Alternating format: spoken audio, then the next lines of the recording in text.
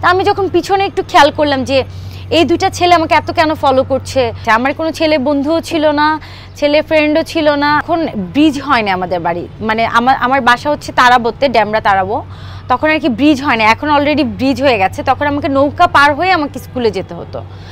তারপর হচ্ছে আমি স্কুল ছুটি হলো, আমি হেঁটে হেঁটে যাচ্ছি, পিছনে দেখলাম যে কয়েকটা ছেলে আমার পিছু পিছু করে আসতেছে, কিন্তু ওরা আমাকে মানে কোনো কিছু বলে নাই, কোনো টিচ করে নাই, কিছু না। আমি জাস্ট দেখলাম যে আমার বাসা পর্যন্ত ওরা ফলো করতেছে। তা আমি যখন পিছনে একটু খেয়াল করলাম যে এই দুইটা ছেলে আমাকে এত কেন ফলো করছে, বা আমাকে তো ওরা ডাক দিয়েও কিছু জিজ্ঞাসা করতে পারে।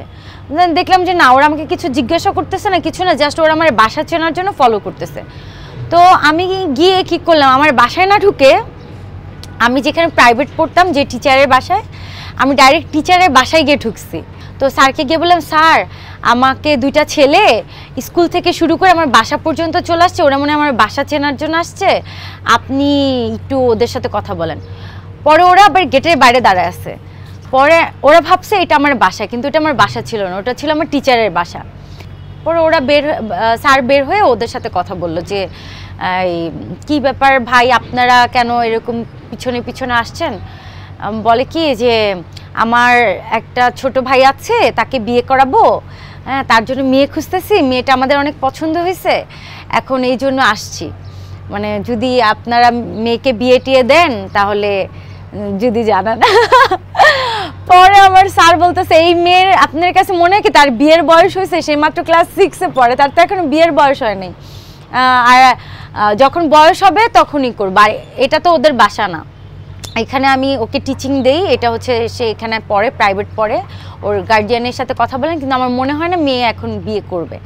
আমার জাস্ট ক্লাস 6 পর্যন্ত আমি ওখানে থেকেছি। ক্লাস 7-এ এসে আমি দক্ষিণ বনশ্রী মডেল হাই স্কুলে ভর্তি হয়েছি। তারপরে 7 থেকে আমার ঢাকায়, কিন্তু ক্লাস 6 পর্যন্ত আমি গ্রামে থেকেছি।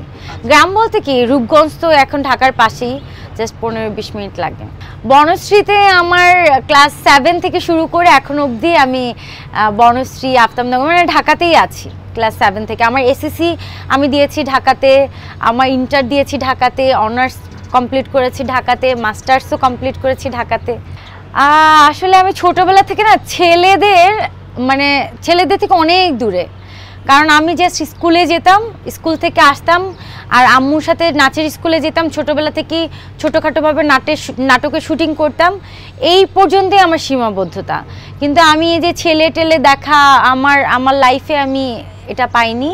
জাস্ট স্কুলে যেতাম, আম্মু স্কুলে নিয়ে যাইতো, আম্মু স্কুল থেকে নিয়ে আসতো, ছোটোবেলা থেকে আমার এইভাবেই কেটেছে। আমার কোনো ছেলে বন্ধুও ছিল না, ছেলে ফ্রেন্ডও ছিল না। আমি মানে ছেলেদের যেই ব্যাচে পড়ানো হতো আমি মানে ওই ব্যাচেও পড়তাম না, আমার লেডিস ব্যাচে আমাদের পড়ানো হতো।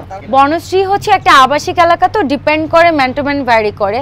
আমার মনে হয় বনশ্রী বা আফতাবনগর এদিকে যারা থাকে সবাই তো মোটামুটি একটা মানে ভালো ফ্যামিলি লিড করে, আর যাদের বাচ্চারা পড়াশোনা করে জাস্ট স্কুলে যায়, স্কুল থেকে আসে, কলেজে যায়, কলেজ থেকে আসে, এরকমই হয়।